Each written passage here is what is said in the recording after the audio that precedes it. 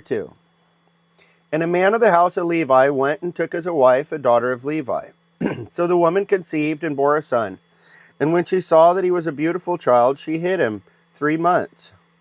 But when she could no longer hide him, she took an ark of bulrushes for him, daubed it with asphalt and pitch, put the child in it, and laid it in the reeds by the river's bank. And his sister stood afar off to know what would be done to him. Then the daughter of Pharaoh came down to bathe at the river, and her maidens walked along the riverside. And when she saw the ark among the reeds, she sent her maid to get it. And when she opened it, she saw a child, and behold, the baby wept. So she had compassion on him, and said, "This is one of the Hebrews' children."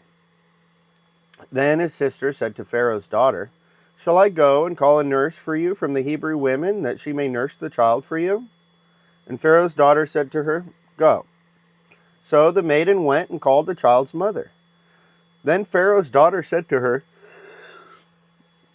"Take this child away and nurse him for me, and I will give you your wages." So the woman took the child and nursed him. And the child grew, and she brought him to Pharaoh's daughter, and he became her son. So she called his name Moses, saying, "Because I drew him out of the water." Now it came to pass in those days, when Moses was grown, that he went out to his brethren and looked at their burdens. And he saw an Egyptian beating a Hebrew, one of his brethren. So he looked this way and that way, and when he saw no one, he killed the Egyptian and hid him in the sand. And when he went out the second day, behold, 2 Hebrew men were fighting. And he said to one who did the wrong, "Why are you striking your companion?" Then he said, "Who made you a prince and a judge over us? Do you intend to kill me as you killed the Egyptian?" So Moses feared and said, "Surely this thing is known."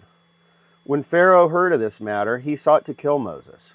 But Moses fled from the face of Pharaoh and dwelt in the land of Midian, and he sat down by a well. Now the priest of Midian had 7 daughters, and they came and drew water, and they filled the troughs to water their father's flock.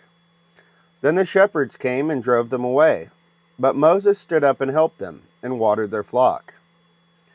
When they came to Reuel their father, he said, "How is it that you have come so soon today?"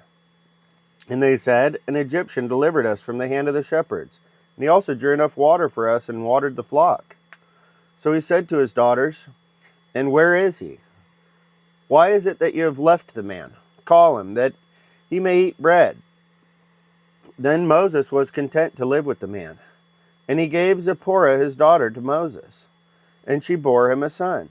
He called his name Gershon, for he said, "I have been a stranger in a foreign land." Now it happened in the process of time that the king of Egypt died. Then the children of Israel groaned because of the bondage, and they cried out, and their cry came up to God because of the bondage. So God heard their groaning, and God remembered his covenant with Abraham, with Isaac, and with Jacob. And God looked upon the children of Israel, and God acknowledged them.